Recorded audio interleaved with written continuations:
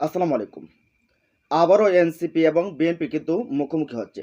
দেখেন এবার এনসিপির যে প্রধান নাহিদ ইসলাম, এই নাহিদ বলছে যে জুলাই সনদ কার্যকর না হলে আবার মাঠে নামব। সেই ঘোষণাটা কখন আসছে? যখন প্রধান উপদেষ্টা ডিসেম্বরের ভেতরে নির্বাচনের প্রস্তুতি নিতে নির্দেশ দিয়েছেন। অপরদিকে আপনাদেরকে আরেকটা বিষয় বলি যে বিএনপির সিনিয়র যুগ্ম মহাসচিব রুহুল কবির রেজভী তিনি কি কথাটা বলছেন। দেখেন কথাগুলো কে কি বলছে আবার কে কোন দিকে ডাইভার্ট হয়ে কথাগুলো আমরা একটু জানাই। রাজনীতিতে যারা একেবারে এতিম তারা পিয়ার পদ্ধতি চায়, এই মন্তব্যটা করছে বিএনপির সিনিয়র যুগ্ম মহাসচিব রুহুল কবির রেজভী। দেখেন এখন তাহলে বিএনপি ছাড়া অন্যান্য যে দলগুলো আছে 10টা 12টা যে দল আছে তারা সবাই এতিম, তাদের কোনো অভিভাবক নেই, তাদের কোনো ভোট নেই। এটাতে তারা বোঝাতে চাচ্ছে যে দেশের ভেতরে তাদের কোনো গ্রহণযোগ্যতা নেই, যার কারণে তারা এতিম হয়ে এখন করোনা ভিক্ষা চাচ্ছে। এমনটাই তো বোঝানো হচ্ছে, মনে হচ্ছে। আচ্ছা যাই হোক, আমরা দেখি একটু যে নাহিদ আসলে কি বলছে সেই বিষয়টা। জাতীয় নাগরিক পার্টির এনসিপির আহ্বায়ক নাহিদ ইসলাম বলছেন দেশের মৌলিক সংস্কার এখনো তাল বাহানা চলছে। দেখে দেশের আসলে কার্যকর কোনো কিছু হয়নি। যে 24-এর যে গণ অভ্যুত্থান হয়েছিল, যে চেতনাকে ধারণ করে একটা নতুন বাংলাদেশ গড়বে জাতি, নতুন একটা বাংলাদেশ পাবে, ভবিষ্যতের দিকে এগিয়ে যাবে, একটা সুন্দর একটা ভবিষ্যতের দিকে এগিয়ে যাবে বাংলাদেশ, এটার কোনো কিছু হয়নি। এখানে ডক্টর ইউনূসকে সহযোগিতা কেউই করছে না, যে রাজনৈতিক দলগুলো আছে কেউ করছে না, তারা প্রত্যেকের মতো করে নিজেদের আখের গোছানোর জন্য ব্যস্ত। নির্বাচন কবে দেবে সেই চিন্তাটাই তাদের, কবে নির্বাচন দেবে, তারা কখন তারা এই ক্ষমতায় বসে পড়বে।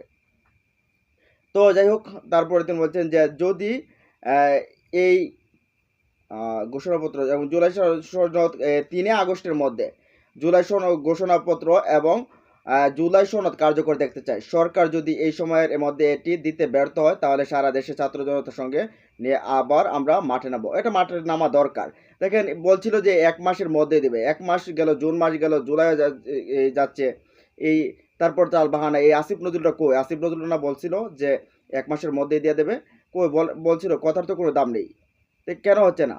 এই একটা দুইটা দল কিছু বলবে আর তাদের কথাতেই মেনে নিতে হবে, তাহলে আপনাদেরকে বসাচ্ছে কেন? আপনাদেরকে না বসিয়ে তাহলে তো ওই যে ওই দলগুলোর নেতাদেরকে বসালে হতো। আপনারা যদি সেটা কাউকে অপেক্ষা করে নাই করতে পারেন, এই শক্তি যদি না থাকতো।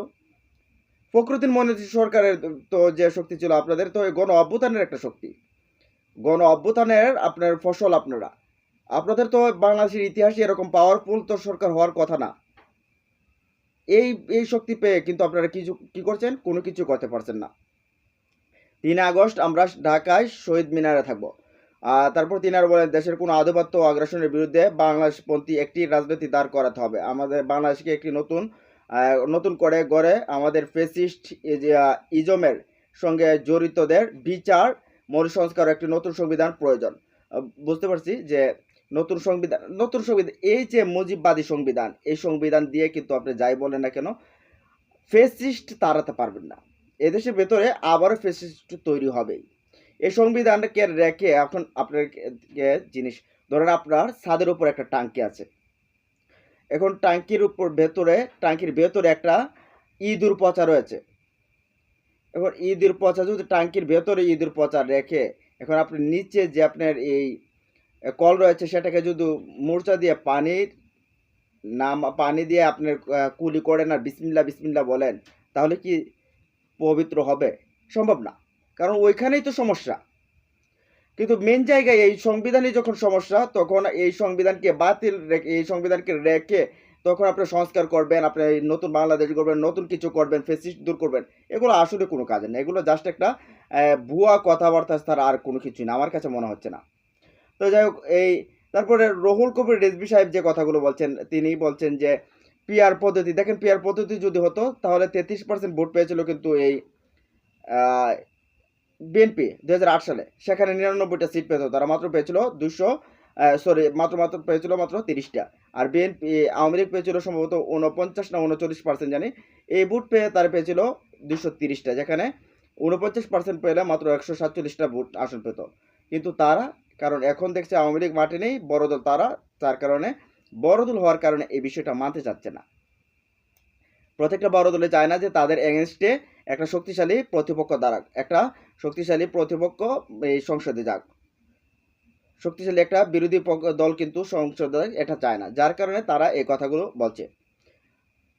তিনি বলছেন যে রাজনীতিতে তারা যারা একেবারে এতিম তারা পিয়ার বা সংখ্যানুপাতিক ভোট পদ্ধতি চায়, এমন মন্তব্য করেছেন তিনি। আবার যাই হোক, রিজভী বলেন পৃথিবীর বিভিন্ন দেশে পিয়ার পদ্ধতি নিয়ে ব্যাপক সমালোচনা আছে তো পৃথিবীতে।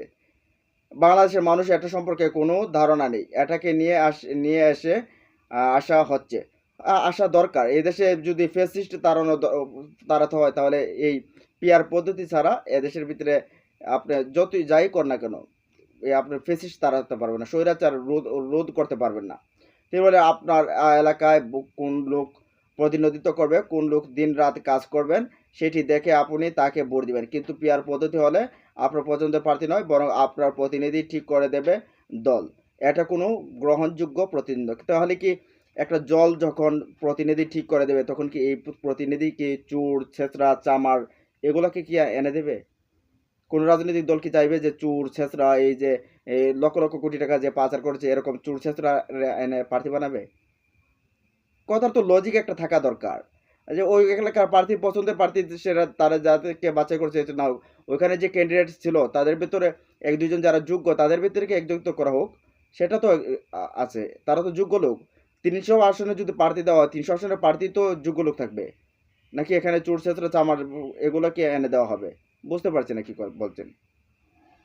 তো যাই হোক এই কথাগুলো তিনি বলছেন। তারপরে বিভিন্ন সংস্কার করবে এটি নির্বাচিত পার্লামেন্ট ছাড়া তারা আর কোনো কিছু বোঝে না। তারা বুঝতে পারছে যে বুঝতে চাচ্ছে যে এখন তারা নির্বাচনটা হলেই তারা ক্ষমতায় চলে যাবে, এখন তারা ক্ষমতায় গিয়ে যা আছে তাই সবগুলো পালন করবে বা পরিবর্তন করবে এগুলো। এখন বুঝতে হবে তো আসলে যে আপনারাই যান ক্ষমতায়, কিন্তু এগুলো দেশে তো এগুলো পরিবর্তন করা দরকার। আপনাদের চিরকাল ক্ষমতায় থাকবেন এটার কোনো গ্যারান্টি আছে? আওয়ামী লীগ যে বলছে 2041 সাল পর্যন্ত থাকতে পারে নাই।